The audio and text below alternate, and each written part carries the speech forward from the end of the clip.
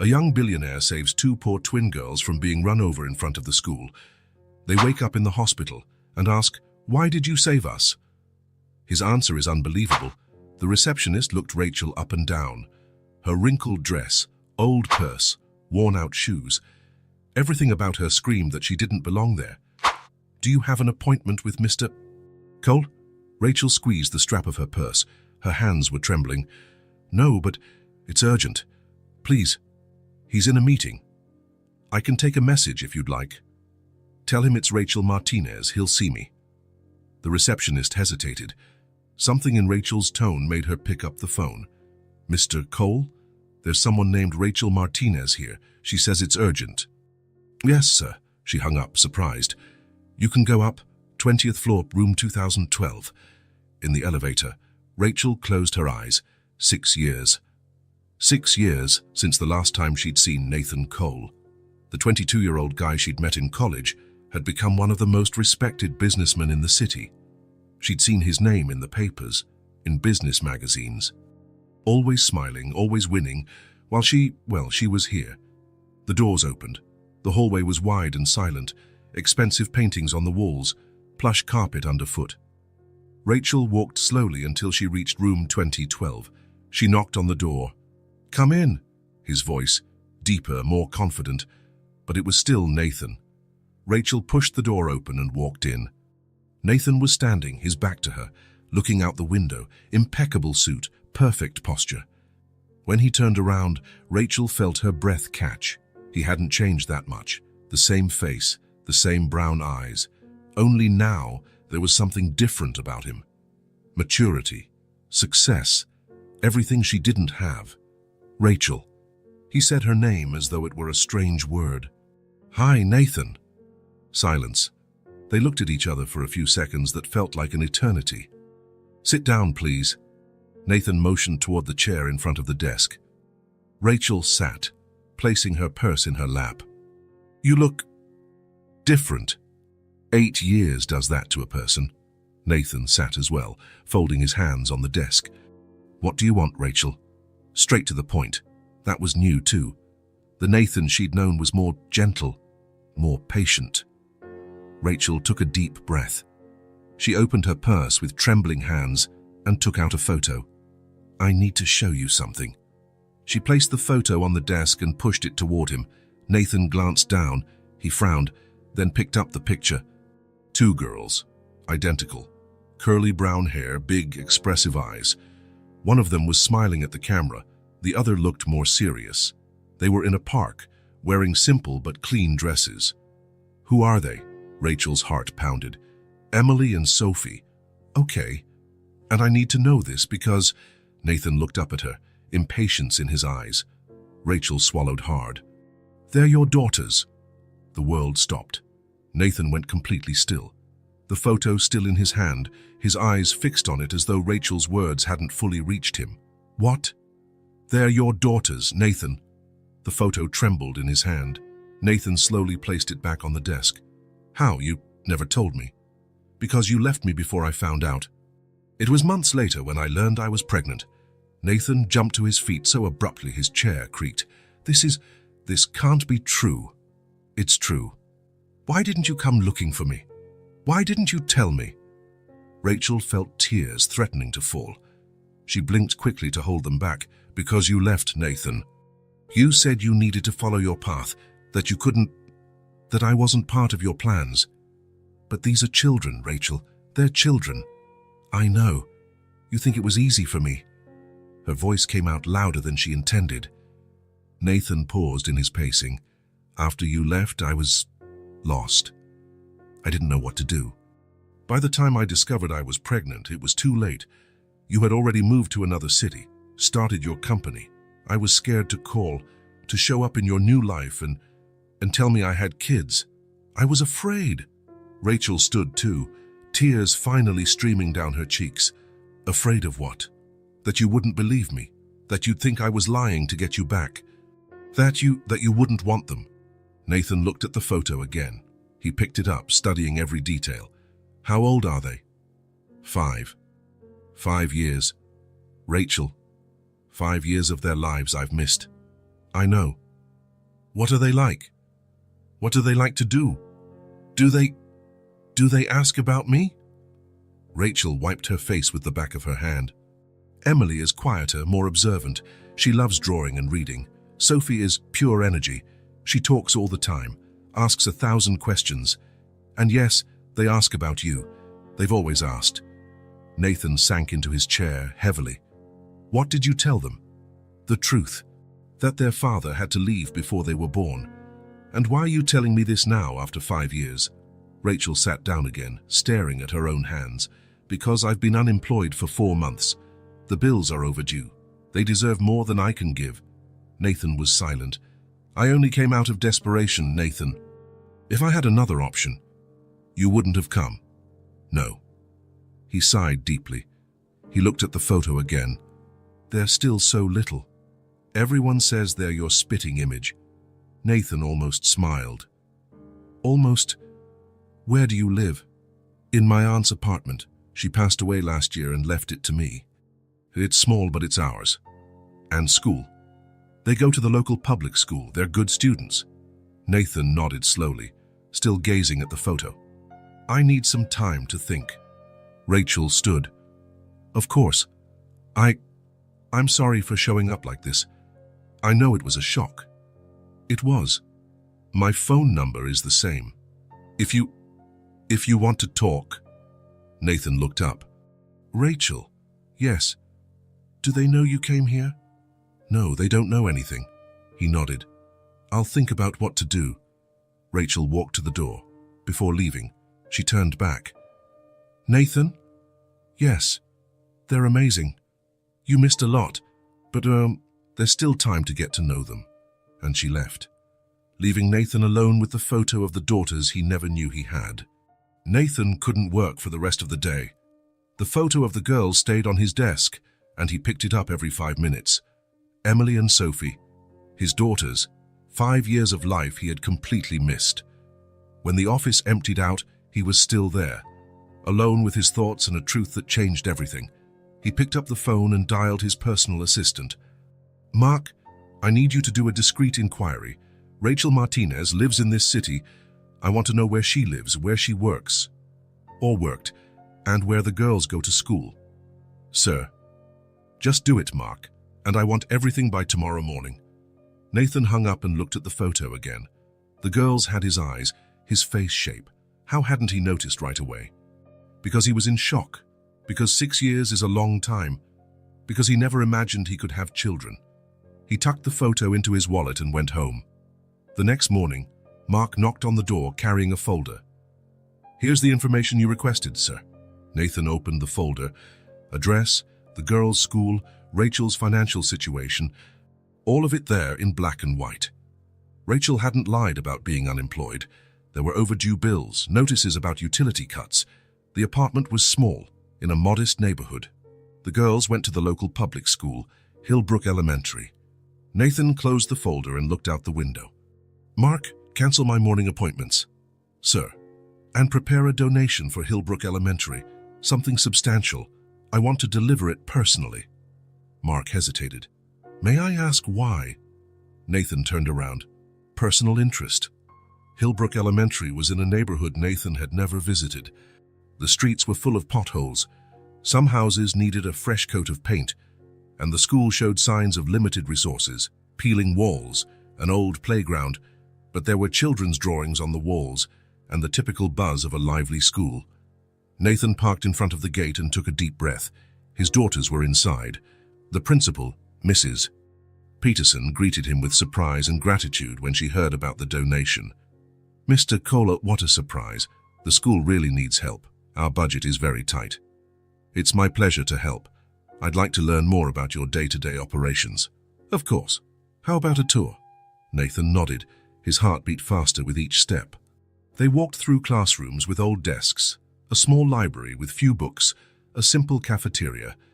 Nathan noticed the lack of resources everywhere, but also the teachers' efforts to do their best with what little they had.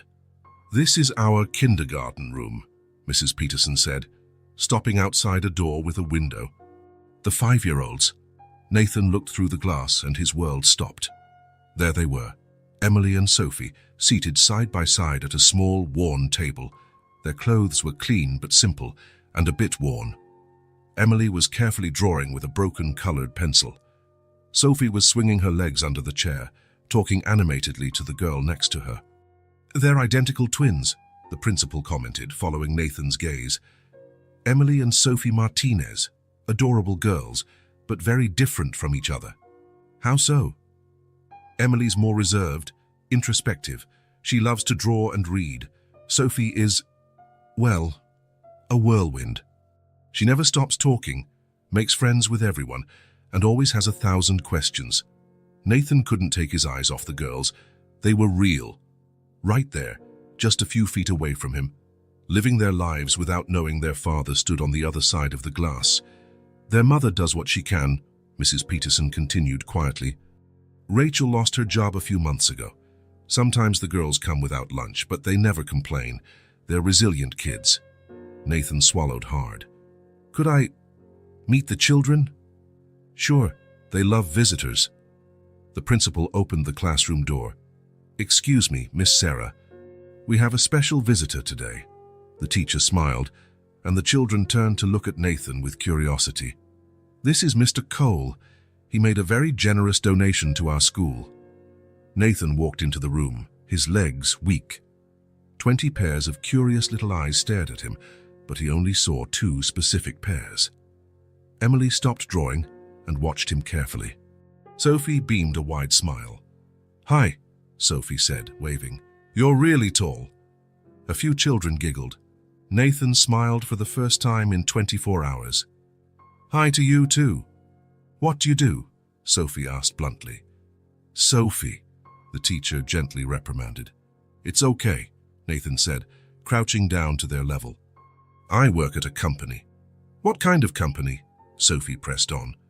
Emily remained silent, but Nathan noticed she was listening to every word. "We help other businesses grow." "Is that cool?" "Sometimes," Sophie laughed. Emily finally spoke, in a quiet voice. "Your suit is nice." Nathan looked at her, heart tightening. "Thank you. Your drawing is nice too." Emily glanced at her paper and blushed. "It's just a butterfly." "Can I see?" Emily hesitated, then slid the paper toward him. It really was a butterfly, drawn with surprising care for a 5-year-old.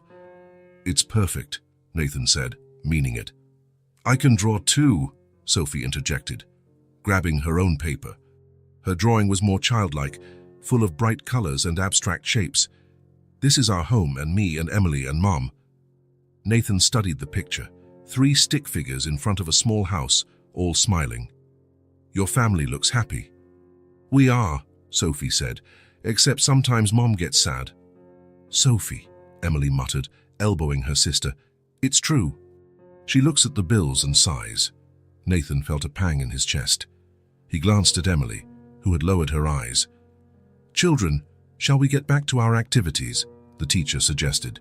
Nathan stood, his legs still shaking. "It was a pleasure meeting you." "Bye," Sophie called out, waving enthusiastically. Emily gave a small, shy wave. Nathan left the classroom with the principal, but his mind stayed behind with his daughters, Emily and Sophie. The tour continued, but Nathan hardly paid attention. His head was full of the girls' voices, their drawings, the way Emily observed him with those attentive eyes. "So what did you think?" Mrs. Peterson asked as they returned to her office. "It's an excellent school. The children seem happy. We do our best. The donation you mentioned will be a big help." Nathan pulled out his checkbook. "What else do you need?" "Well, we always need basic school supplies, books for the library, lunch for children who don't have any, and the roof is leaking." Nathan wrote a figure that made the principal's eyes widen. "Mr. Cole, this is very generous. It's for a good cause." He signed the check and stood up. "Thank you for the tour. Please come back anytime. The children loved meeting you." Nathan left the school feeling a mix of emotions: joy at finally seeing his daughters, pain for the lost years, guilt for not being there, and a new guilt. His daughters studied in a school that barely had basic resources, while he drove expensive cars and lived in a penthouse.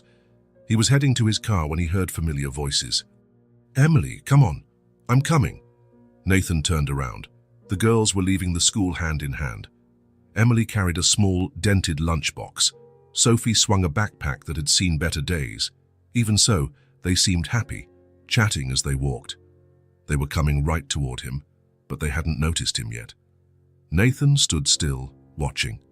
It was like watching a movie of his own life he never knew existed. And then Miss Sarah said my drawing was beautiful, but I think yours was better, Sophie was saying. Mine was crooked, Emily replied. No, it wasn't. That man liked it too. The man in the suit? Uh-huh. He was nice and tall. Nathan smiled. They were talking about him. The girls reached the curb and stopped. Emily looked both ways carefully, as Rachel must have taught them. Sophie tapped her foot impatiently. Can I cross now? Wait, let me check for cars. Nathan stood only a few yards away, hearing every word, seeing every expression. Emily, always cautious. Sophie, always eager. Okay, now, Emily said. They held hands and started across the street. That's when Nathan saw it. A car was coming down the road, going way too fast. The driver was looking at his phone, not at the road. The girls were right in the middle of the street. The car wouldn't stop in time. Nathan didn't think, he didn't hesitate, he ran. Watch out! He reached them just as the driver finally looked up and slammed on the brakes, but it was too late. Nathan grabbed both girls and pulled them to him, throwing himself toward the curb. The three of them tumbled across the asphalt as the car screeched by, stopping a few yards ahead. For a few seconds, there was silence. Then Sophie started crying. Nathan got up quickly, ignoring the pain in his knee. Emily was sitting on the ground, eyes wide, a small red mark on her arm. Sophie was crying, but she seemed more scared than hurt. Are you okay? Nathan asked, crouching beside them. Emily nodded, still in shock. Sophie kept crying. My knee hurts, Sophie sobbed. Nathan looked at it. It was just a scrape, but it was bleeding a little. The driver got out of the car, pale as a sheet. I'm sorry, I didn't see. They came out of nowhere. Call an ambulance, Nathan said, not taking his eyes off the girls. They don't need an ambulance, Emily whispered. We're okay. Yes, you do. You had a big scare. Nathan helped them stand. Emily had a scrape on her arm, Sophie on her knee. Nothing serious, but he wasn't taking any chances. How did you know our names? Emily asked suddenly. Nathan realized he had shouted their names. He thought fast. I was at your school today. I remember you two. Oh, Emily said. You're the man in the suit. That's me. The ambulance arrived a few minutes later, along with a police car. The paramedics checked the girls and confirmed they only had minor scrapes, but recommended going to the hospital as a precaution. What about their parents? One of the paramedics asked. Nathan hesitated. I'll call their mother. He had Rachel's number in his wallet from Mark's report. He dialed with shaking hands. Hello? Rachel, it's Nathan. Nathan, how do you have my number? Doesn't matter now. Emily and Sophie had an accident. They're okay, just scrapes, but they're going to the hospital. Silence on the other end. Which hospital? St. Mary's. Rachel, I promise they're fine. I'm on my way. The line went dead. At the hospital, Nathan waited in the reception area while the doctors examined the girls. He had called Mark, cancelled all his meetings for the day. Nothing else mattered now. Sophie fell asleep during the ride, exhausted from the scare. Emily stayed awake, watching Nathan with curiosity. Why did you save us? She asked when they were alone in the ambulance. Nathan looked at her, those eyes so much like his, waiting for an honest answer. Because that's what people do. We protect those who need protecting. Emily nodded, as though that made sense to her. Thank you. You're welcome. You hurt your knee. Nathan looked down. There was blood on his torn pant leg. It's nothing. Does it hurt? A little. Emily was silent for a moment. My mum says that when someone gets hurt saving us, we never forget. Nathan felt his eyes sting. Your mum is a wise woman. She is. At the hospital, the girls were taken for tests. Nathan stayed in the waiting room, pacing back and forth. When Rachel arrived in a panic, Nathan stood up. Where are they? They're being examined. Rachel, they're fine. Just some scrapes. Rachel stared at him, still processing the situation. What were you doing there? Nathan hesitated. I went to their school. I made a donation. A donation? I wanted to see them. Rachel closed her eyes. Nathan, they're okay, Rachel, I promise. A doctor approached. Family of Emily and Sophie Martinez. I'm their mother, Rachel said. The girls are doing great, just superficial scrapes. We'll keep them for a few hours of observation, just to be safe, but they can go home later today. Rachel exhaled with relief. Can I see them? Of course. They're awake and asking for you. The doctor walked off. Rachel looked at Nathan. Thank you for saving them. No need to thank me. I do. If you hadn't been there. She didn't finish the sentence. She didn't have to. Can I see them too? Nathan asked. Rachel hesitated, then nodded. I think they'd like to thank you themselves. They walked down the hospital corridor together. Nathan was about to truly meet his daughters at last. Nathan and Rachel walked in silence through the white hospital corridor. The smell of disinfectant filled the air, blending with the tension between them. They stopped in front of room 305, where the girls were. Rachel took a deep breath before opening the door. The twins were on side-by-side beds, small bandages on Emily's arm and Sophie's knee. Both looked calmer now, their curious eyes following the adults as they entered. "Mom!" Sophie exclaimed, smiling wide. Emily just watched, her observing gaze going from her mom to Nathan and back. Rachel rushed over and hugged them carefully. "Are you okay? I was so worried." "We're fine, huh, Mom? Just scrapes," Emily said, ever the sensible one. "The doctor said we can go home later today," Sophie added. Rachel kissed both of their foreheads, and only then did they turn all their attention to Nathan, who stood near the door. "It's the man in the suit," Sophie pointed, excited. "He saved us, Mom." Rachel glanced at Nathan, unsure what to say next. "Girls, this is Nathan." The twins looked at him with renewed curiosity. "Thank you for saving us," Emily said, her voice soft but firm.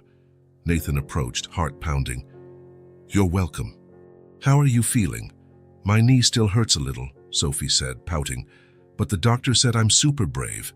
"And you are," Nathan said, smiling at her. An awkward silence filled the room. The girls studied Nathan, then looked at their mom, sensing something else was going on. Emily broke the silence with the question that had been on her mind since the ambulance ride. "Why did you do that?" Nathan looked at Rachel, who bit her lip nervously. For a moment, he didn't know what to say. "Why did you jump in front of the car to save us?" Emily insisted. "You don't even know us." Nathan stepped closer, sitting on the edge of Emily's bed. "Actually, I do know you. Or I should." The girls frowned, confused. Rachel sat on Sophie's bed, holding her daughter's hand. Nathan took a deep breath. "I saved you because I'm your father." The room went completely still. The twins' eyes went wide, darting between Nathan and Rachel, waiting for some sign that this was a joke. Rachel nodded slowly. "It's true, girls. This is your dad." Sophie reacted first, her mouth forming a perfect "Oh." "Our dad? Our real dad?" "Yes," Rachel replied, her voice trembling slightly. Emily said nothing, her eyes studying Nathan as though trying to find parts of herself in him. "But you went away," Emily finally said, her voice small. Nathan felt as if he'd been punched in the gut. I didn't know about you," he answered honestly. "I didn't know I had two amazing daughters." "How could you not know?" Sophie asked, tilting her head. Rachel interjected, "That was my fault, girls. I never told him." The twins processed this information in their own way. Emily, thoughtful and cautious. Sophie, bursting with questions. "So you didn't leave us on purpose?" Sophie asked. "Never," Nathan said firmly. "If I had known about you, I would have been here every day." "So now what?" Emily finally spoke, her voice more serious than any 5-year-old's should be. "Will you stay?" The question hung in the air, heavy with hope and fear. Nathan looked at the girls, then at Rachel, and knew exactly how to answer. "I will if you and your mom let me. I want to know you. I want to be here now."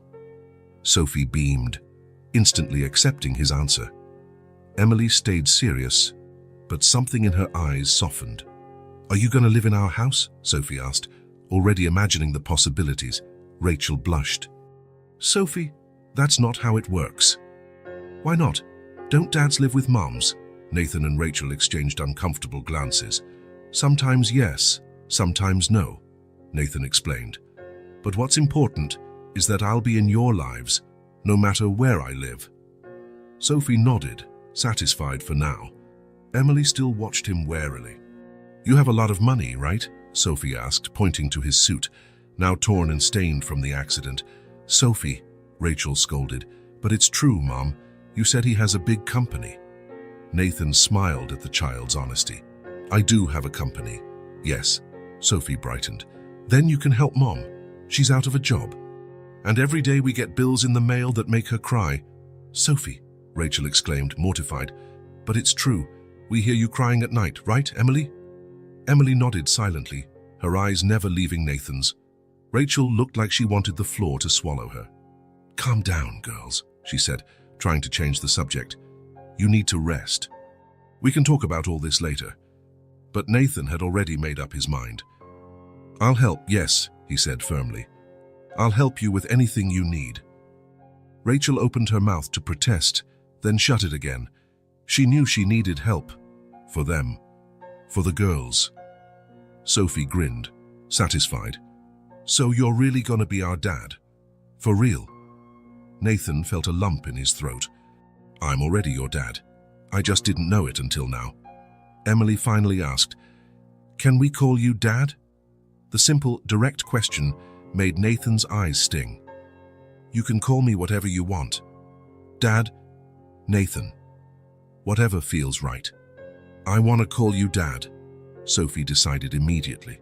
"I always wanted a dad." All eyes turned to Emily, who still seemed to be evaluating Nathan. "I'll think about it," she finally said, and Nathan smiled, respecting the space she needed. A nurse entered the room, interrupting the moment. "How are our little patients? Time to check vitals." While the nurse examined the girls, Nathan approached Rachel. "We need to talk," he whispered. "About everything." Rachel nodded, her gaze still on her daughters. "I know. I'm not mad at you for not telling me before. I'm just sad about the lost years, but I want to make up for it. I want to know them." Rachel finally looked him in the eyes. "They're the best of me, Nathan, the best of both of us." He nodded, understanding the weight of her words. "We'll make it work for them." The nurse finished her checks and smiled.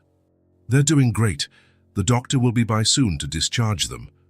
Once she left, Sophie yawned, tired from the ordeal. "I'm sleepy." "Get some rest," Rachel said, adjusting her blanket. Within minutes, Sophie was asleep.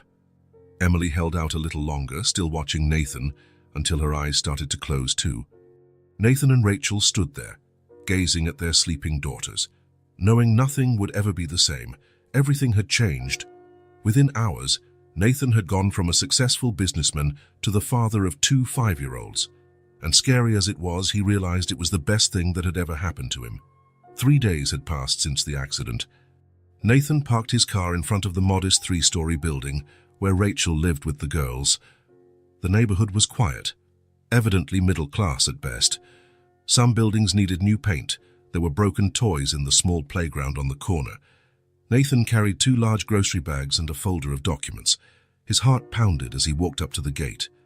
Since the hospital, he had been texting, calling, figuring out how he could help. But this was his first time visiting his daughter's home. He pressed the buzzer for apartment 203. "Who is it?" Rachel's voice asked through the intercom. "It's me, Nathan." A brief silence. Then the sound of the door being unlocked. Nathan climbed the worn stairs, noticing the chipped paint on the walls. On the second floor, the door to 203 was already open. Rachel waited, wearing simple jeans and a t-shirt that had seen better days.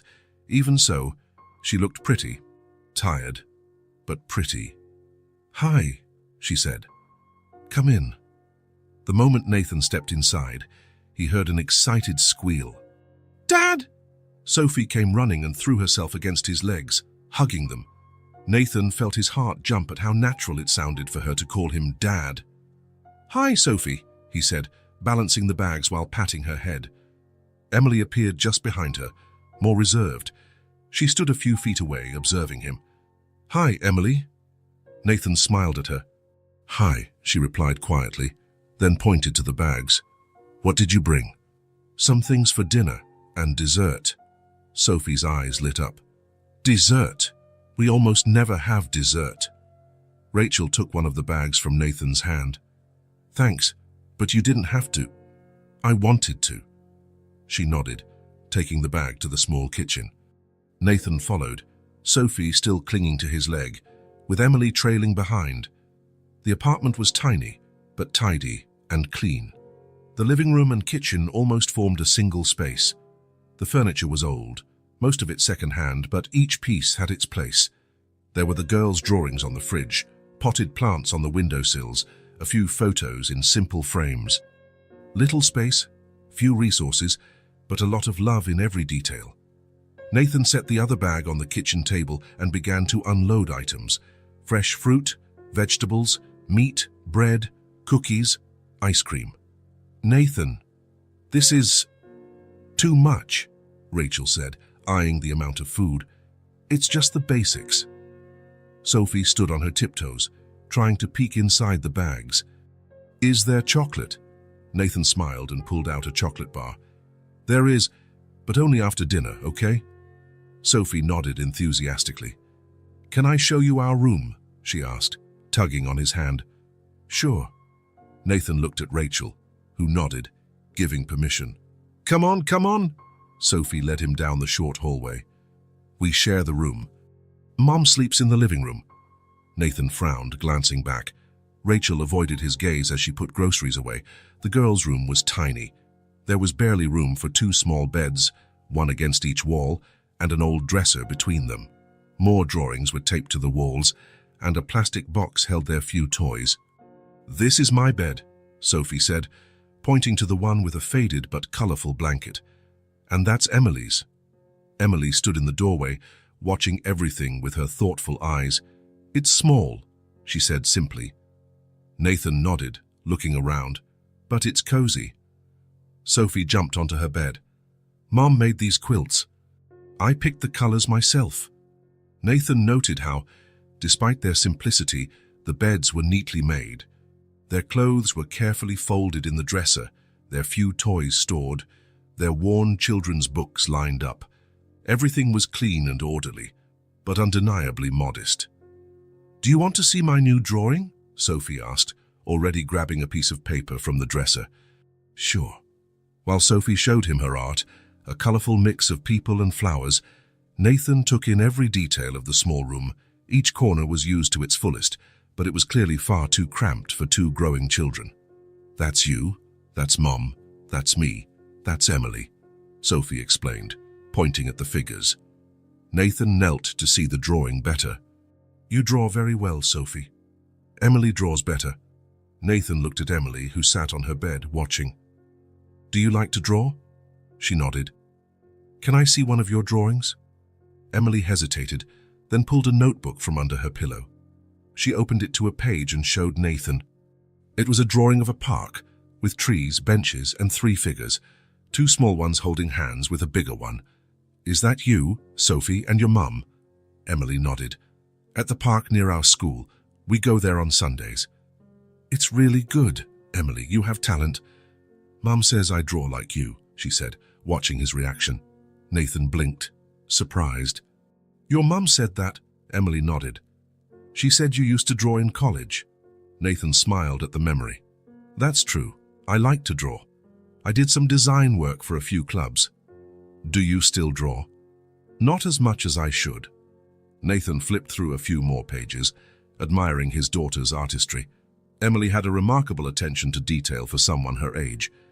"Do you have colored pencils?" he asked. Emily and Sophie exchanged glances. "We had some, but they're all used up," Sophie said.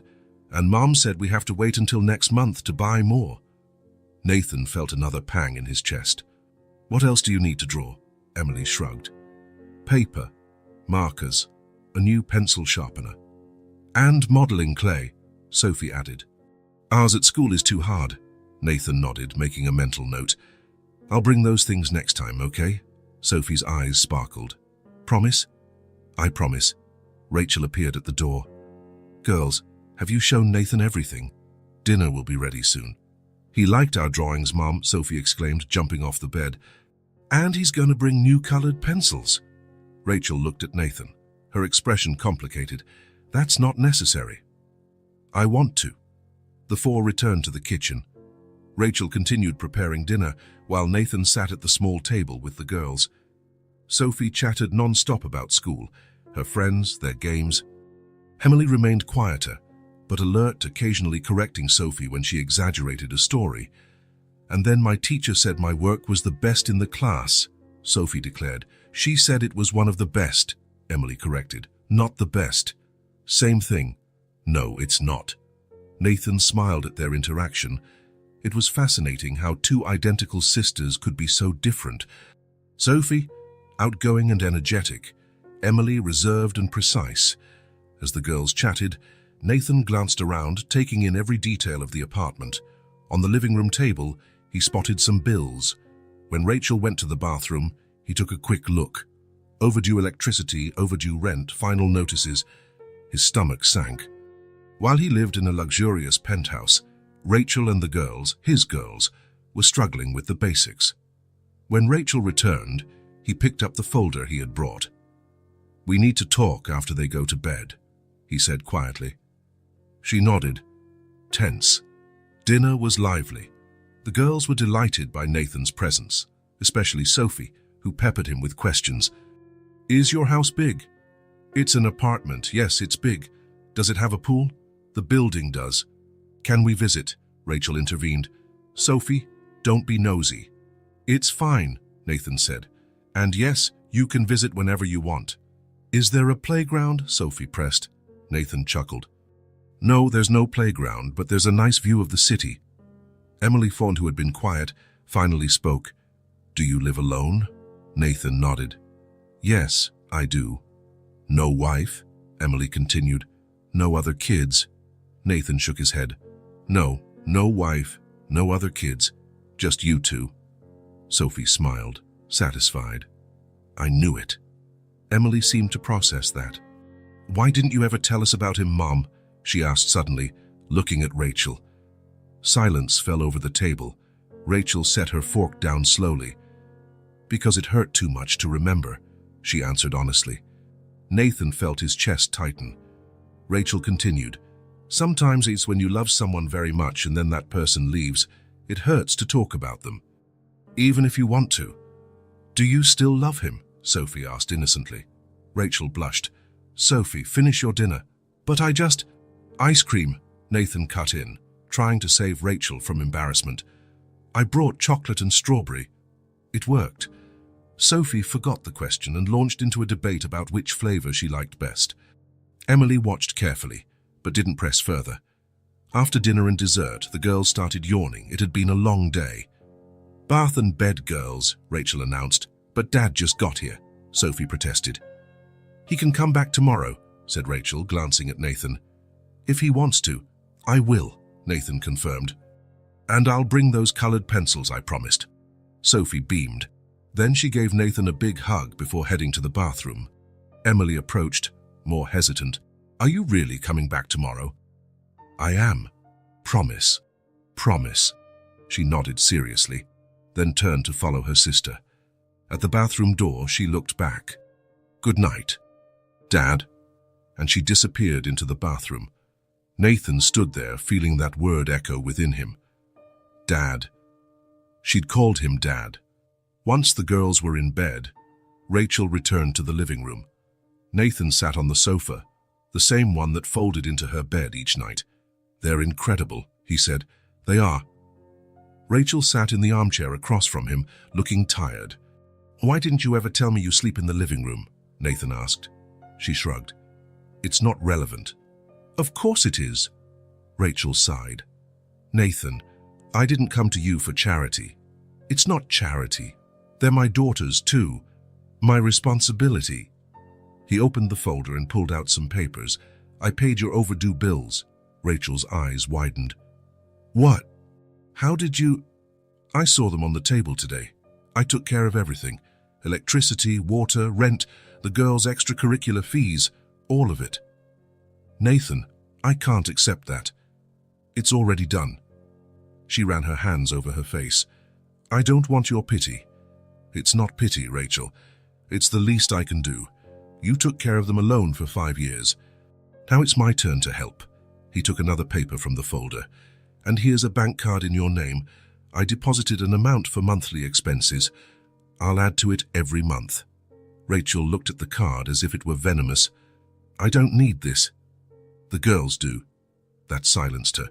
Rachel knew he was right. I still don't feel good about this. It feels like I'm charging you for lost time. I lost 5 years of their lives, Rachel. 5 years I'll never get back. Let me do this, please. Rachel finally took the card. Thank you. Nathan nodded. He looked around the small apartment. This place is too cramped for the 3 of you. We manage. Emily and Sophie need space. You do too. Rachel raised a hand. Stop. Let's not talk about this right now. Nathan sighed. Okay, but we'll have to talk about it eventually. They fell silent for a moment. It was strange, sitting here face to face after so many years, with their daughters asleep in the next room. They're so different from each other, Nathan said. Rachel smiled. They always have been, since they were babies. Sophie's always been outgoing, chatty, impulsive. Emily's always been observant, calm and thoughtful. Emily reminds me of you, and of you too. The way she watches, thinks before speaking. It's just like you in college. Nathan smiled at the memory. Sophie is pure energy, just like your younger sister. Remember her? I do. She was exactly like that. Another pause. But it felt less tense now. They were just 2 parents talking about their children. You did an amazing job with them, Rachel, even with all the difficulties. I tried my best. You did more than that. Rachel looked at him, her eyes shining with tears she refused to shed. Thank you for coming back into their lives. Thank you for letting me... Nathan stood up. It was late, and he knew Rachel needed rest. I'll be back tomorrow with the colored pencils. Rachel smiled. They'll love that. At the door, Nathan paused. Rachel? Yes? I'm sorry. For everything. She nodded, understanding what he meant. Good night, Nathan. Good night. As he descended the stairs, Nathan felt the weight of responsibility and the joy of being a father. The small apartment he had just left had little space and old furniture, but it had more love and life than his penthouse ever did, and he knew without a doubt that his life would never be the same, nor did he want it to be. 2 weeks had passed since Nathan's first visit to the apartment. 2 weeks of subtle but profound changes. Nathan parked outside the building, as he did every morning before going to the office. It was 7:30 a.m., and he carried a bag of fresh bread from the corner bakery. He climbed the now familiar stairs and knocked on the door of 203. Rachel opened it, already dressed for work. She'd gotten a part-time job at a department store, thanks to one of Nathan's connections. Good morning, she said, giving him a tired smile. You're really sticking to a routine, huh? Good morning. Are the girls ready? Almost. Sophie is looking for the sock that matches her hair bow. Emily's been ready for 20 minutes. Nathan smiled. That was so typical of them. He stepped into the apartment, which looked brighter now. The new curtains he had brought the previous week let in more light, and there were fresh flowers on the table, another of his weekly gifts. Dad! Sophie came running, one foot socked at the other bare. Did you bring the bread I like? I did, and jam too. Yay! Emily appeared right behind her, fully dressed and with her backpack on. Good morning, she said more quietly, but with a small smile. Good morning, Emily. Did you sleep well? She nodded. I dreamed about that story you told us last night. Nathan felt a wave of satisfaction. Reading to them before bed had become a nightly ritual. Emily always asked for adventure stories. Sophie preferred fairy tales. Let's have breakfast, or you'll be late for school, Rachel said, setting plates on the table. The 4 of them sat down for breakfast. Nathan noted how natural this now felt, as though it had always been this way and not just for 2 weeks. Sophie chattered non-stop about a school project. Emily ate quietly, occasionally correcting Sophie's exaggerations, and Rachel checked the time, worried about getting to work. "I'll drive the girls today," Nathan offered. "You can head straight to the store." Rachel hesitated. "Are you sure? The school's in the opposite direction of your office." "I'm sure. I don't have any meetings until 9. "We want to go with Dad," Sophie said through a mouthful of bread. "Sophie, don't talk with your mouth full," Rachel scolded gently. Nathan smiled, still amazed at how easily the girls had accepted him. Sophie from the start, without hesitation. Emily more slowly, more carefully. Rachel nodded, grateful. "Thanks. It really helps." After breakfast, Rachel kissed the girls goodbye and waved to Nathan. "See you tonight. I'll drop them off and then pick you up after your shift," Nathan said. When Rachel left, Nathan turned to the girls. "Ready for school?" Sophie was still hunting for her missing sock. Emily was already at the door, waiting patiently. "I found it," Sophie exclaimed, pulling a colorful sock from under the couch. 10 minutes later, they were in Nathan's car. The girls loved riding in it, a spacious sedan, but not overly flashy. Nathan had considered buying new booster seats, but Rachel insisted the old ones were fine. "Dad, can I turn on the radio?" Sophie asked from the back. "Sure." Sophie promptly found a kids' music station and began singing loudly and off-key. Emily rolled her eyes but tapped her foot in time to the music. At a red light, Nathan checked the mirror. His daughters. It was still hard to believe that these two wonderful girls were his, that for 5 years they'd existed without his knowledge. "What are you thinking about, Dad?" Emily asked, always observant. Nathan smiled. "I'm thinking about how lucky I am to have you two." Sophie giggled. "We're lucky to have you too." Emily said nothing, but her eyes met Nathan's in the mirror. There was something there, not yet complete trust, but maybe the beginning of it. Once at school, Nathan parked and walked them to the gate. Other parents eyed him curiously, the new man who'd appeared in the lives of the Martinez twins. "Have a good day," he said, crouching down. Sophie hugged him tight. "Will you pick us up?" "I can't today. I have an important meeting, but tomorrow I will." Sophie pouted but nodded. "Promise?" "Promise." Emily adjusted her backpack. "Are you picking up Mom from work?" "Yes, I am," she nodded, as though giving approval. "See you later, then." "See you later." Nathan watched them walk inside, Sophie waving multiple times, Emily taking firm steps. Only when they disappeared into the building did he return to his car. That evening, as had become routine, Nathan returned to the apartment for dinner. He brought pizza, to the girls' delight. "Pizza again," Rachel teased. "They're going to get used to this." "It's Friday," Nathan said. "Pizza day." After dinner, while Rachel washed dishes, Nathan sat with the girls at the small table to help with their homework. Sophie was writing a short essay called My Family, with large, uneven letters, occasionally asking for help spelling tricky words. Emily quietly worked on math problems, rarely needing assistance. "Dad, how do you spell entrepreneur?" Sophie asked. "Entrepreneur," he spelled out carefully, adapting the term to English usage. "That's what you are, right?" "Yes, it is." Sophie chewed on her pencil, thinking, "What do you do at the company?" Nathan considered how to explain his job to a 5-year-old. "I help other businesses grow. I find money for them to do important projects." Sophie frowned. "Like a bank?" "Sort of, but banks just lend money. We help businesses use that money wisely." Emily, appearing focused on her homework, was clearly listening. "Do you have a big office?" she asked, without looking up. "I do." "With lots of people?" "Some, yes." Sophie perked up. "Can we visit?" Nathan glanced at Rachel, who was in the kitchen but obviously following the conversation. "What do you think?" he asked. "Could I take them to see the office tomorrow?" Rachel hesitated. "You don't work on Saturdays." "No, but I can show them around. Then we can go to the park and have a picnic." Sophie's eyes lit up. "Picnic? Mom, can we? Can we?" Rachel smiled at her daughter's excitement. "Yes, you can." "Are you coming?" Nathan asked. "I can't. I have an extra shift tomorrow."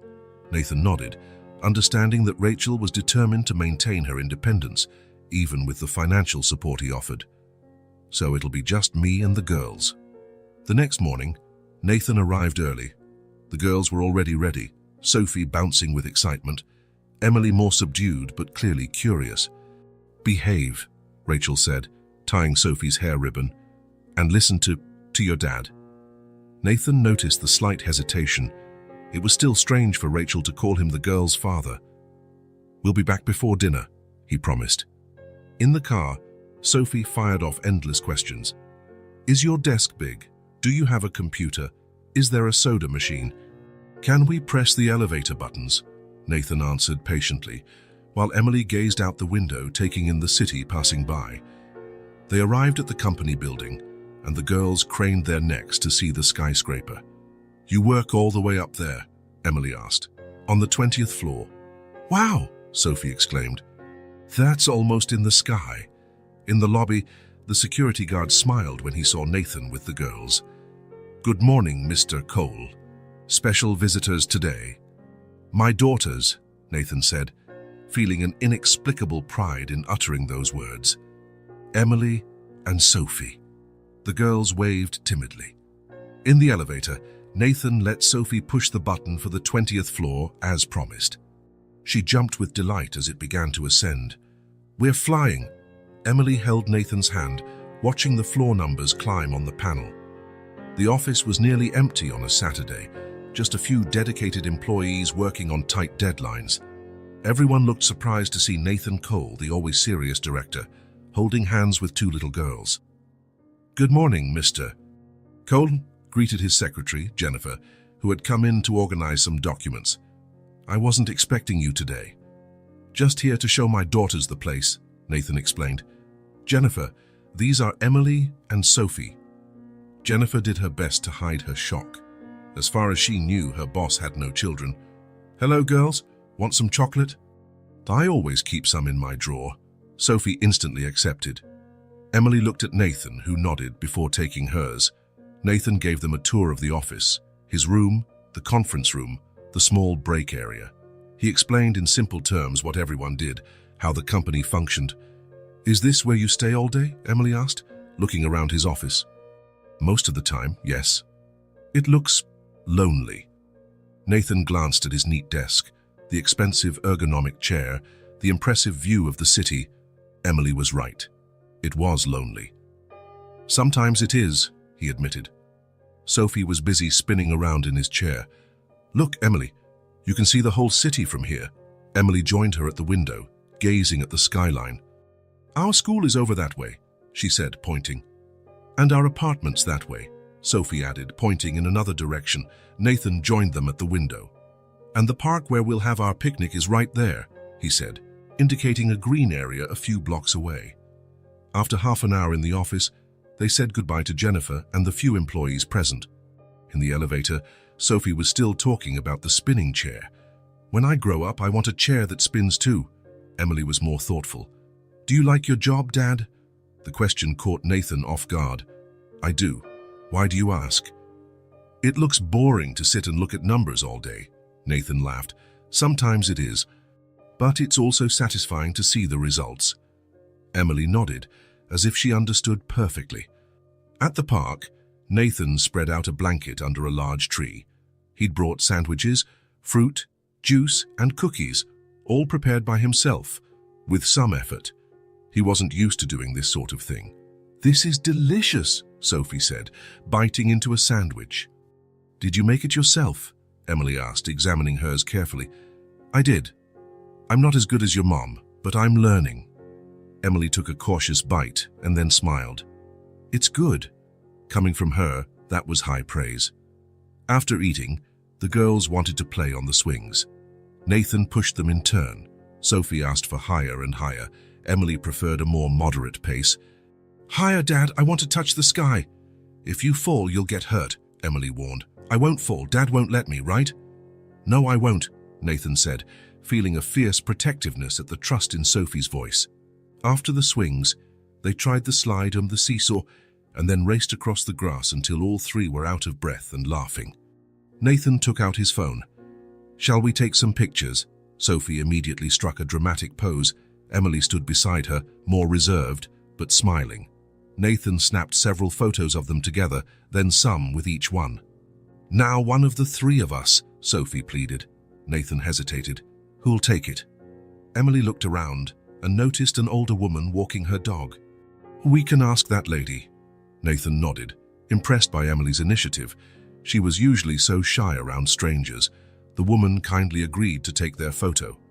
Nathan crouched between the girls, an arm around each. Sophie gave a big smile. Emily more subdued, but her eyes shone. "What a lovely family," the woman commented, returning the phone. Nathan didn't correct her. Back at the apartment, the girls were exhausted but happy. Rachel was already home from work, preparing dinner. "How was your day?" she asked. "It was amazing," Sophie exclaimed. "Dad's office has a spinning chair, and he has his own room, and we had a picnic and played in the park and took pictures." Rachel smiled. "Sounds like it really was amazing." Emily approached her mom. "He made sandwiches," she said, as if this were an important detail. "They were good." Rachel raised her eyebrows, surprised. Emily rarely praised anyone's cooking but her own mother's. Nathan showed Rachel the photos. She looked through them silently, her eyes softening when she saw the girls' smiles. "Thank you for today," she said quietly so only he could hear. "They look happy. They're incredible, Rachel. You've done an amazing job. We've done it together now. You're doing your part." Nathan felt a tightness in his chest. He was trying every day to make up for lost time, not with gifts or money, but by being there. Breakfast together, helping with homework, reading bedtime stories, taking them out on weekends. There were no grand promises or dramatic declarations, just consistency, the certainty that he'd be there tomorrow and the next day and the next. Sophie had already rushed off to her room to put away a flower she'd picked at the park. Emily lingered in the kitchen, watching the adults. "Are you staying for dinner?" she asked Nathan. "If your mum doesn't mind." Rachel nodded. "I made enough for everyone." Emily seemed pleased and went to join her sister. "She's starting to trust me," Nathan observed as Emily walked away. "Emily takes time to open up, she always has." "I know. I'm not pushing. I'm just showing up." Rachel smiled. That's exactly what she needs, what they both need. That night, as he read the girls their bedtime stories, Nathan noticed Emily sat a bit closer to him than usual. A small gesture, but so meaningful. When he finished the story, Sophie was almost asleep. "Good night, princess," he whispered, kissing her forehead. "Good night, Dad," she murmured drowsily. Turning to Emily, he expected her usual nod. Instead, she leaned in and gave him a quick hug. "Good night, Dad," she said, in her typically serious voice, but with a new softness. "Good night, Emily." Nathan left the room with his heart full. In the hallway, he found Rachel, who had obviously witnessed the moment. "She never," Rachel began, her eyes shining. "Emily never hugs anyone besides me and Sophie." Nathan nodded, grasping its significance. "I'm just trying to be here, every day." "And it's working," Rachel said. "It's really working." That night, driving back to his empty penthouse, Nathan looked at the day's photos once more. 3 smiling faces at the park in the late afternoon sun, a golden glow around them. There were no titles, no vows, just a happy day together, one of many more to come. A month had passed since Nathan had entered the twins' lives. A month of transformations, adaptations, and discoveries. The nightly reading, shared breakfasts, weekend outings, all part of their new routine. That Sunday evening, the 4 of them were sitting in the living room after dinner. Rachel was knitting on the sofa, something she'd started doing again now that she didn't have to work extra hours. Nathan and the girls were on the rug, piecing together a huge jigsaw puzzle he'd brought, a beach scene with 1,000 pieces that promised to keep them busy for days. "This piece goes here," Emily said, focused, placing a section of blue sky. "And this is for the boat," Sophie exclaimed, holding up a red piece. Nathan watched them work together. Emily, methodical, sorting pieces by color and shape. Sophie, more intuitive, trying random fits and celebrating when she got lucky. "How's it going with that giant puzzle?" Rachel asked, glancing up from her knitting. "We're making progress," Nathan said. "Emily's done almost all the sky." Emily didn't smile, but her eyes shone at the recognition. She was still sparing with her smiles, but Nathan had learned to read other signals. The brightness in her eyes, the more relaxed posture, the way she sat closer to him every day. "Dad, tell us a story from when you were little," Sophie said, still rummaging through puzzle pieces. Nathan thought for a moment. "When I was about your age, my dad took me fishing for the first time. I was so excited I woke up at 5 in the morning and waited by the door." "Did you catch anything?" Sophie asked. "Not a single fish. Actually, I fell in the lake and my dad had to pull me out." Sophie laughed out loud. Emily gave a small smile. "Would you two like to go fishing someday?" Nathan asked. "Yes," Sophie answered without hesitation. Emily shrugged. "Maybe." Rachel listened from the sofa, a gentle smile on her face. Over the past weeks, she, too, had relaxed around Nathan. The initial tension had given way to a cautious truce, sometimes even warmth. "Is your dad still alive?" Emily suddenly asked. Nathan shook his head. "No. He passed away when I was 16. "Did you miss him a lot?" Emily continued, her eyes focused and inquisitive. Nathan felt the weight of the question. Emily rarely asked personal things. "I did. I still do. He was a good man." Sophie stopped sifting through puzzle pieces and looked at Nathan. "We always wanted to know who our dad was," she said with the frankness only a child can have. Silence descended on the room. Rachel paused her knitting, her needles motionless in her hands. Emily glanced at her sister, then at Nathan. "We used to make up stories," she said softly, "but they were just stories." Nathan felt a lump in his throat. He imagined them as younger girls, asking about the father they'd never met, spinning fantasies to fill the gap. "What kind of stories?" he managed to ask. Sophie grinned. "Sometimes you were an astronaut." "Or a firefighter," Emily added. "Once you were a king in a faraway kingdom," Sophie chimed in. "Sophie's stories were the wildest," Emily explained. "I tried to be more realistic." Nathan didn't know whether to laugh or cry. "And what did you imagine, Emily?" he asked gently. Emily looked at her hands. "I thought maybe you were someone who had to leave for work far away. Maybe you couldn't come back, but you wanted to." Nathan's heart squeezed. Even in her fantasies, Emily had searched for an explanation that wouldn't hurt too much. Rachel's eyes filled with tears now, but she stayed silent. "The other girls at school all had dads," Sophie said. "They asked about ours." "We'd say you were traveling," Emily concluded. "It was easier than explaining we didn't know who you were." Nathan took a deep breath. "I'm sorry I wasn't there. It's not your fault," Emily said, surprising everyone with her defense. "You didn't know about us." "Even so, I missed so much." Sophie scooted closer and rested her head on his shoulder. "But now you're here." Nathan embraced Sophie, feeling her warmth against him. Emily stayed where she was, but her eyes never left his. "Now you know the truth," Nathan said, looking at both of them. "And you have me if you want me." "We do," Sophie answered immediately. Everyone looked at Emily, who was silent for a long moment. "You're not going away again?" she finally asked, her voice barely above a whisper. "No," Nathan said with conviction. "Never again." Emily nodded, as though sealing a deal. "Then okay." Rachel discreetly wiped away a tear.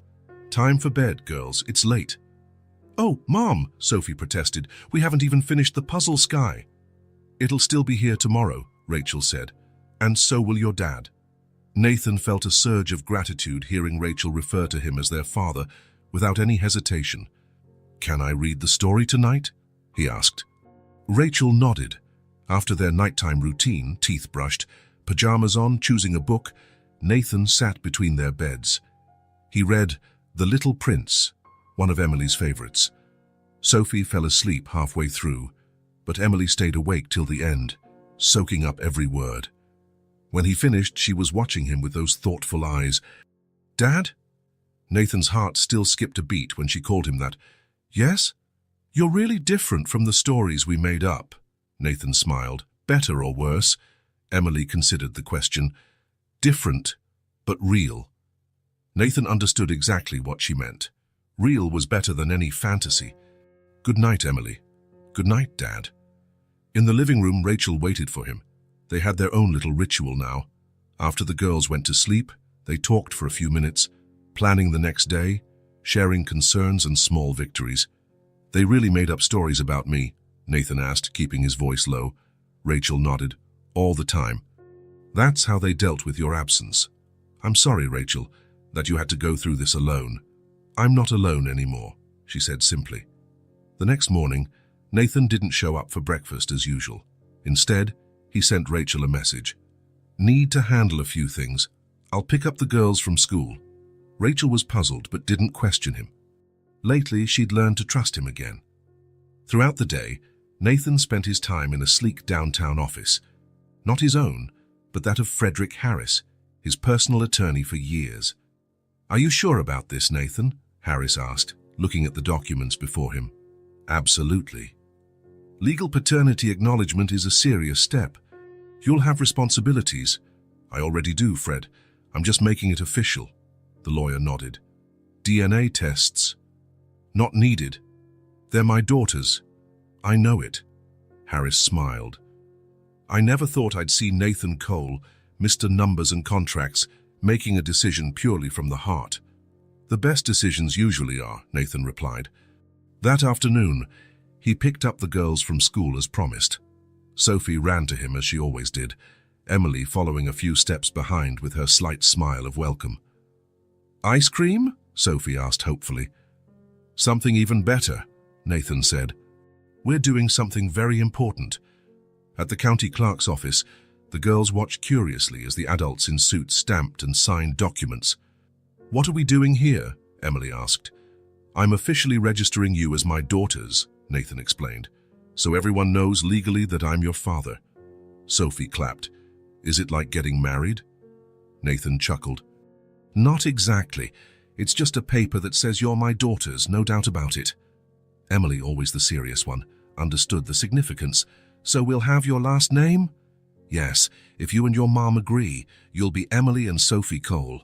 Emily thought for a moment. "Emily Cole." She tested the sound. "It feels right." It was the highest praise she could give. After leaving the clerk's office, the official documents safely stored in Nathan's folder, the late afternoon sun bathed the city in golden light. "Are we really a real family now?" Sophie asked, holding Nathan's hand. Nathan looked at Emily on the other side, her small hand also in his.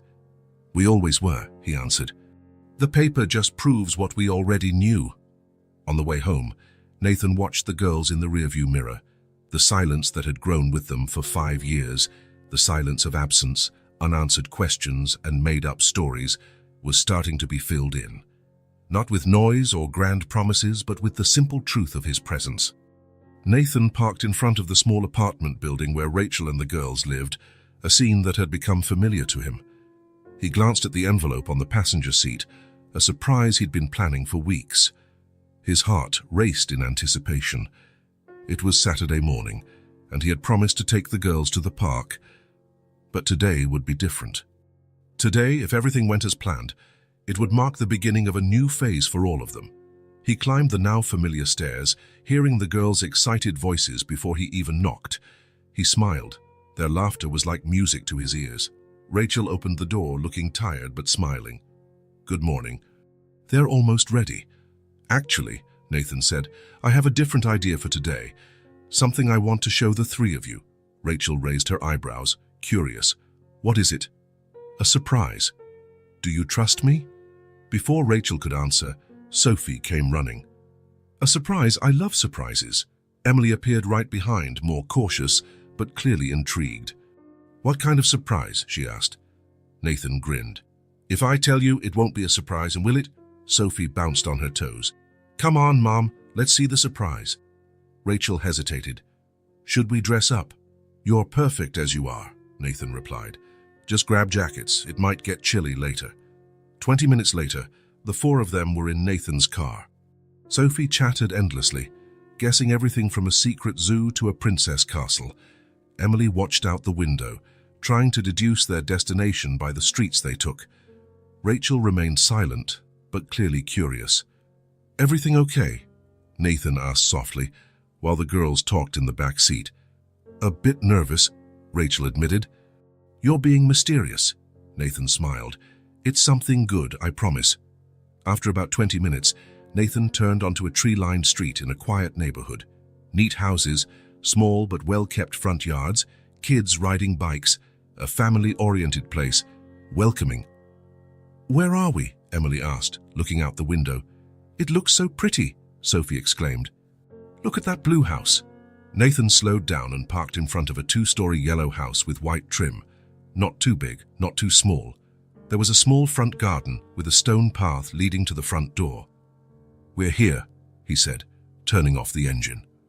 Rachel glanced at the house, then at Nathan, silently questioning. "Let's take a look," he said, stepping out and opening the door for the girls. Sophie hopped out and ran straight to the little garden. Emily exited more cautiously, studying the house. "Whose house is this?" she asked. Nathan pulled a set of keys from his pocket. "Why don't we go inside and find out?" Rachel stayed by the car, as though her feet were glued to the sidewalk. "Nathan, trust me, Rachel," he said gently. "Please." She finally moved, following him up the stone path to the door. Nathan unlocked it and stepped aside so they could enter first. The living room was bright and spacious, with large windows letting in plenty of sunlight. The furniture was new but not extravagant, just a comfy sofa, armchairs, and a wooden coffee table. The walls were painted a soft cream, decorated with simple landscape prints. "Wow!" Sophie exclaimed, running inside. "This house is so pretty." Emily came in slowly, looking around.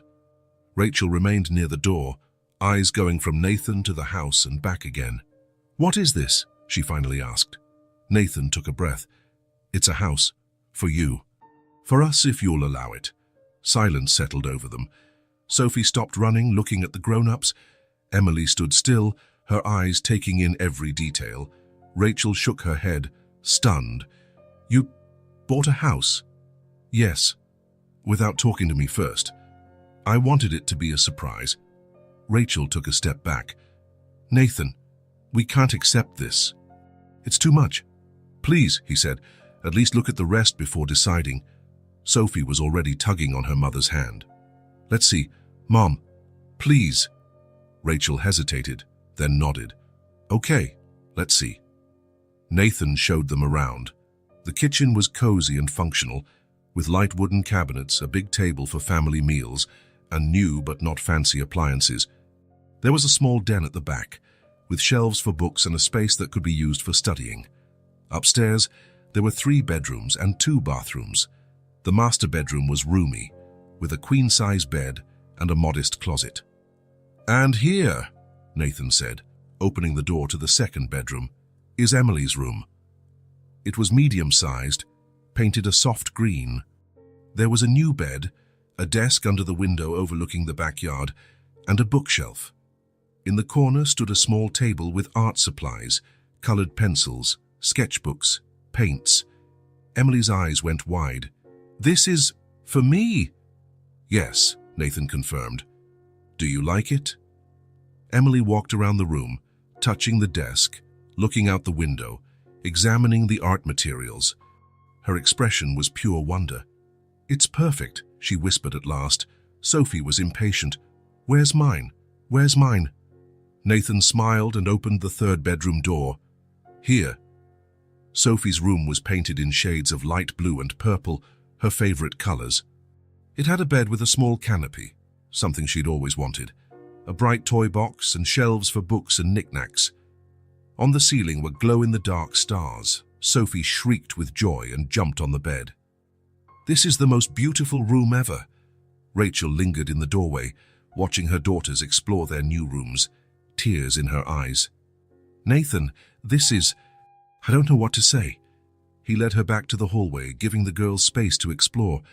"I know I should have talked to you first," he said, "but I wanted to do this. They deserve space and comfort. You deserve to sleep in an actual bed, not a sofa." Rachel ran her hands over her face. "It's beautiful, but we can't accept...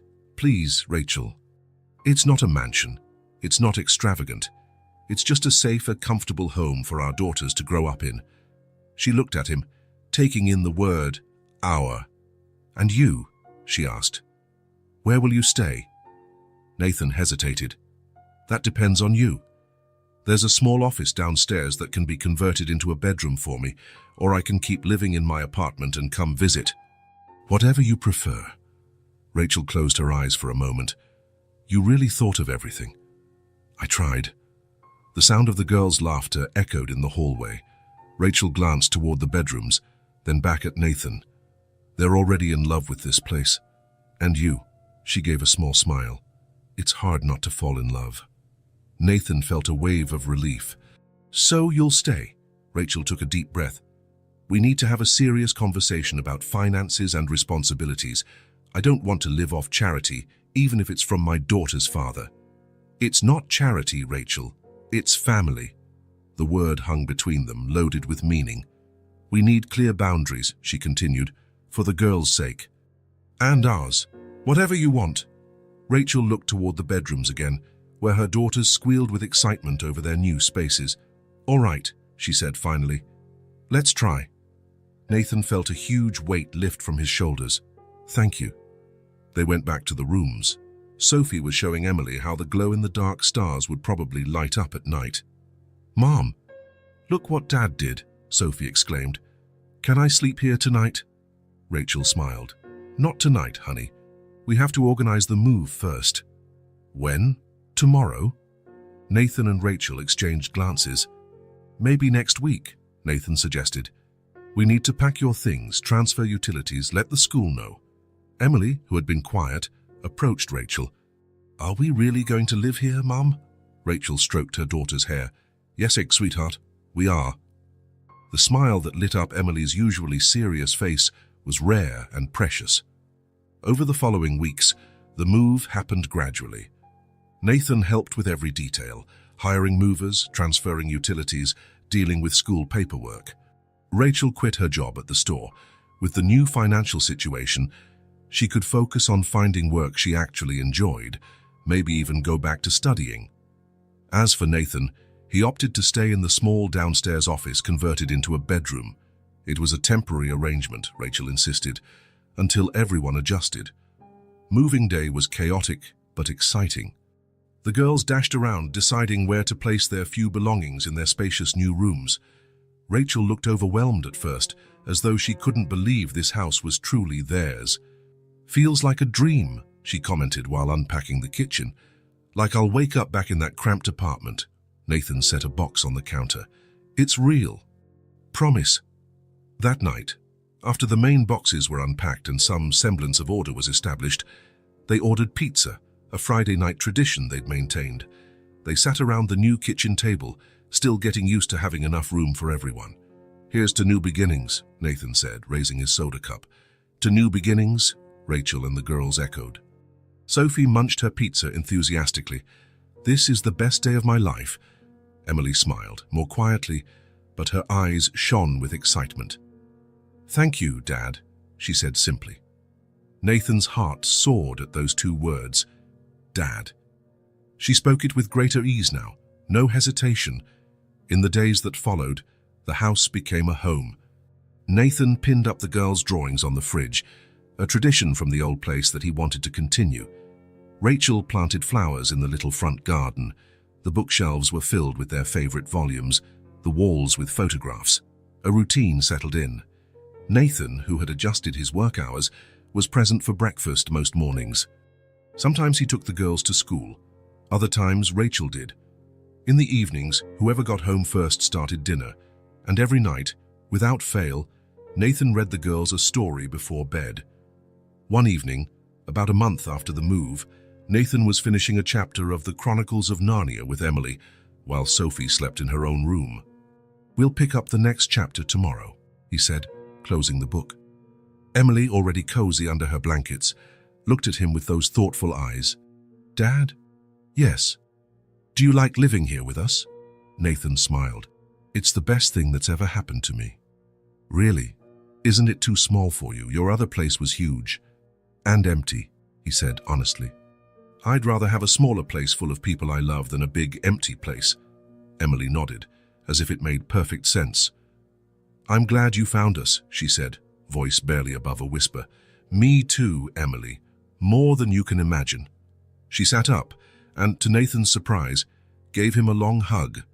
Not a quick one like before, but a tight, lingering one, full of meaning. "Good night, Dad," she said against his chest. "Good night, Emily," he replied, voice trembling with emotion. In the hallway, he found Rachel, who had obviously overheard. "She's never been one to show affection," Rachel said quietly. "Not even with me sometimes." "She feels safe," Nathan replied. "That's all I ever wanted to give them. Safety." Rachel nodded. "You've done it."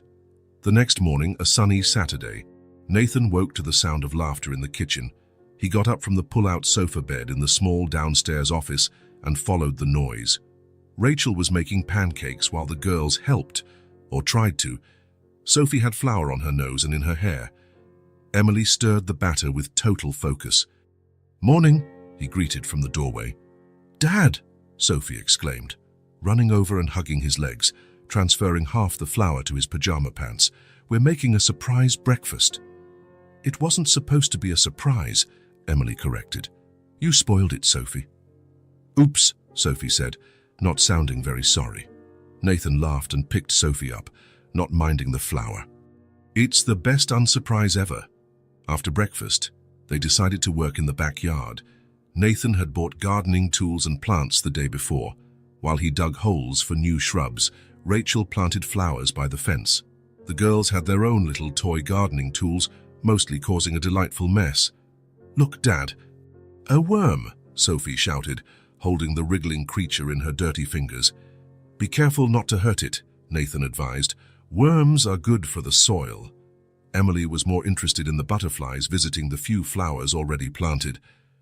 "Can we make a butterfly garden?" she asked. "I read about it at school." "Sure we can," Nathan said.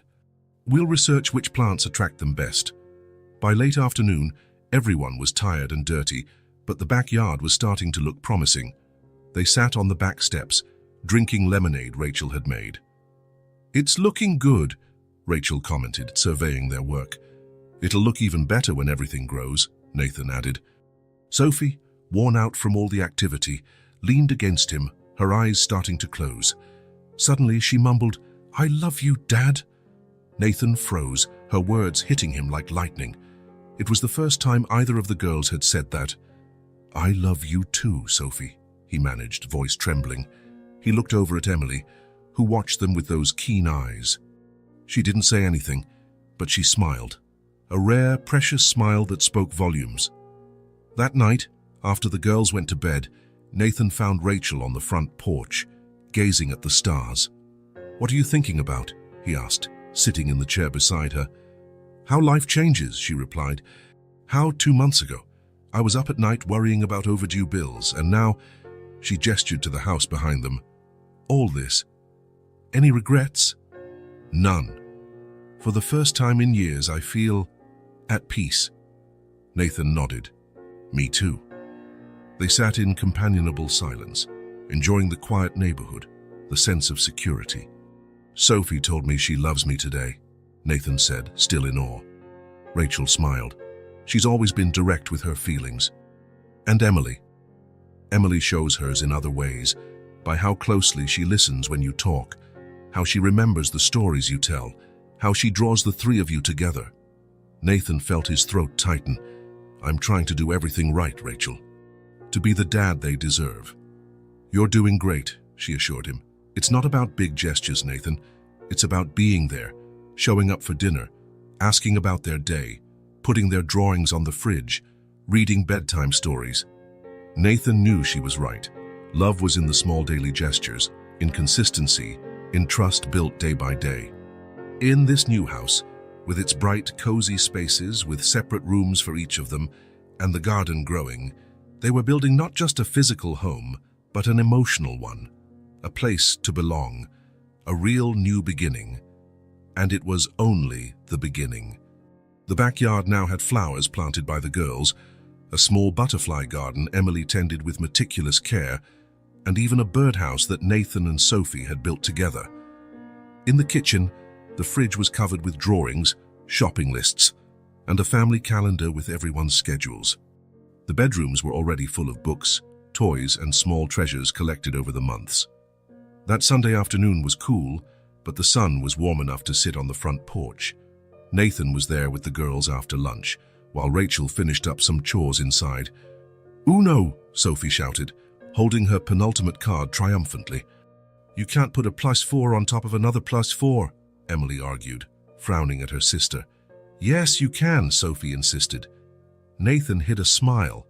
Arguments over game rules were common between the twins, with Emily always enforcing strict adherence and Sophie trying to bend them.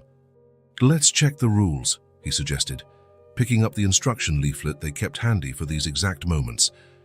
Emily folded her arms confidently. "I've read the rules 3 times. You can't stack +4 cards." Nathan scanned the leaflet. "Emily's right," he said, pointing to the relevant paragraph. "You can't play a +4 on top of another." Sophie pouted. "That's a silly rule." "Rules exist for a reason," Emily said, satisfied. "It's just a game," Sophie mumbled, reluctantly drawing 4 new cards. Nathan observed how different they were in their approach to everything. Sophie, impulsive and emotional. Emily, methodical and logical. They really were 2 sides of the same coin. "Remember what we said about playing together," he gently reminded them. The girls responded in unison, repeating what they'd heard many times. "It's not about winning, it's about having fun together." Nathan smiled. "Exactly." He played his turn, placing a green card that made Sophie groan. She only had red and blue left in her now bloated hand. "Dad, you always play the cards I don't have." "Pure coincidence," he teased, winking at Emily, who hid a smile. He watched Sophie count her cards, biting her lip in concentration, a habit she'd had since he first met her. Emily arranged hers by color and number, a strategy that often led her to victory. These moments, playing cards on a Sunday afternoon, listening to the girls bicker, settling small disputes, had become Nathan's most cherished. Nothing in his old life, no million-dollar deals, first-class business trips, or fancy dinners, compared to the simple joy of being here with his daughters. The front door opened, and Rachel stepped onto the porch, drying her hands on a dish towel. She'd recently cut her hair, a modern style that framed her face, and started an online course in graphic design, something she'd always wanted to study. She seemed younger, lighter, as if years of worry had lifted. "Who's winning?" she asked, leaning on the porch railing.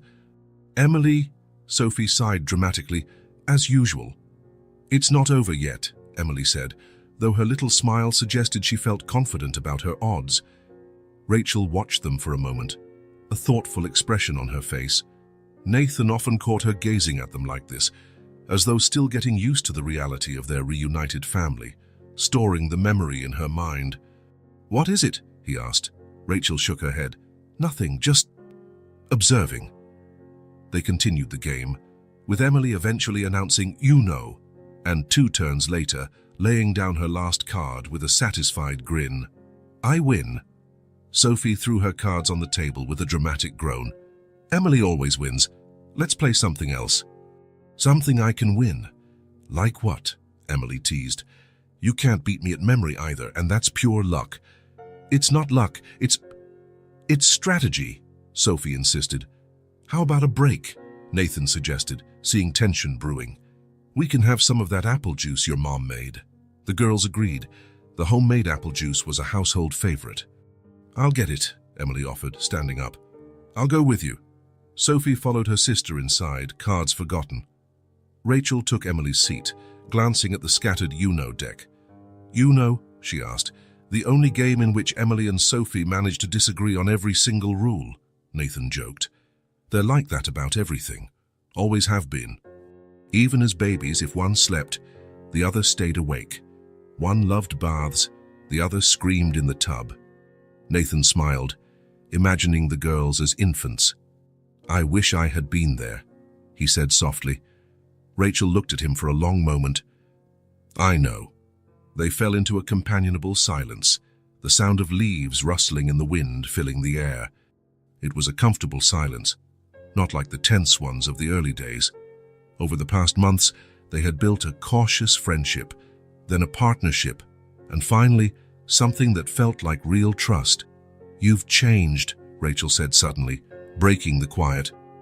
Nathan glanced at her, surprised by the observation. "I had to," he replied simply. Rachel nodded, her gaze distant, as though she saw not just the Nathan of today but also the young man she'd known years ago. Deep down, she hesitated, searching for words. "I always knew you'd be a good father. I just couldn't count on it." Nathan was taken aback by this statement. After everything, the years apart, Rachel's anger when he reappeared, her initial resistance, hearing her say she'd always believed in him on some level, was unexpected. "What do you mean?" he asked. Rachel sighed, absent-mindedly sorting the cards left behind by the girls. "When I found out I was pregnant, my first instinct was to tell you. Believe it or not, I even picked up the phone a few times. Once I actually dialed your number. I never knew. How could you?" She shrugged. "But something told me that if you knew, you'd want to be part of their lives. It's just, back then, you weren't ready. Neither was I. We were so young, so focused on our careers." "You were ready enough," he said. "You raised them beautifully." "I didn't have a choice," she replied, and without bitterness. "And honestly, they saved me. They gave me purpose when I was completely lost." Nathan thought about how circumstances shape people, how choices, or lack thereof, determine paths. "Do you think if you told me then we would have—" He left the question hanging. Rachel looked him straight in the eye. "I don't know. Maybe yes, maybe no. We were different people." "I was immature," he admitted. "Selfish. And I was too stubborn and proud," she said with a small smile. "We probably would have killed each other." Nathan chuckled. "Probably." Rachel looked back toward the house, where the girls' voices filtered through from the kitchen. "But now," she hesitated, "now I think we're doing a good job, together." "We are," he agreed, feeling a wave of gratitude. "Thank you for giving me this chance, Rachel. I know it wasn't easy." "It wasn't," she confirmed. "But seeing you with them," she smiled, a real smile that lit up her eyes. "It's worth it." The girls returned, each carefully carrying a cup of juice. Sophie had a damp spot on her shirt, proof of a small spill, but beamed proudly at having brought it mostly full. "We brought you some too," she announced, placing a cup in front of Nathan. Emily handed the other to Rachel. "I put ice in it, just how you like," she said. "Thank you, sweetheart," Rachel replied, touching her daughter's cheek fondly. The girls sat back in their places, Sophie still debating which game they should play next, Emily calmly explaining why her choice was more logical. Nathan watched them, his heart overflowing with a love that continued to surprise him with its intensity. "Can we play Monopoly?" Sophie suggested. "Dad said he'd teach me." "That takes forever," Emily protested. "And you always quit halfway." "I do not." "Yes, you do. Like you did with that 1,000-piece puzzle. That was too hard." Rachel and Nathan exchanged amused looks over their daughters' heads. There was a silent understanding between them now, a recognition that despite all the mistakes and separations, something good had emerged. "How about Scrabble?" Rachel suggested. "We can play in teams. Me and Emily versus you two." "Yes," Sophie clapped, always excited to team up with her dad. Emily considered the idea. "Sounds fair. Mom and I are good with words." "Hey, don't underestimate Team Sophie Nathan," Nathan teased. "We're pretty creative." "Yeah, super-duper creative," Sophie agreed. While Rachel went inside to get the Scrabble box, Nathan helped the girls gather the Uno cards. The sun was starting to set, casting a golden light on the porch. From there, he could see the quiet street, the other houses, and the simple, normal life he'd never imagined for himself, but now realized was all he wanted. Rachel returned with the Scrabble board and sat down. For a moment, all four of them were busy sorting tiles, drawing letters, and debating the rules. Nathan glanced at them, his daughters, their mother, the family he'd almost missed, and felt an overwhelming sense of peace. They couldn't reclaim lost time. The 5 years gone, the first steps and first words, those were forever in the past. But they had now, Sunday afternoons playing games on the porch, family dinners, bedtime stories, and they had tomorrow, graduations, dances, college, a whole life ahead. "Dad, it's our turn," Sophie said, tugging on his sleeve. "What word should we make?" Nathan smiled at her, then at Emily, and finally at Rachel. "A good one," he promised. A really good one. And he knew he wasn't just talking about the game, but about the life they were building together. One word, one piece, one day at a time. If this story touched your heart, subscribe to the channel and turn on notifications so you don't miss the next ones. Leave a like, because it helps this story get recommended to more people. See you in the next story.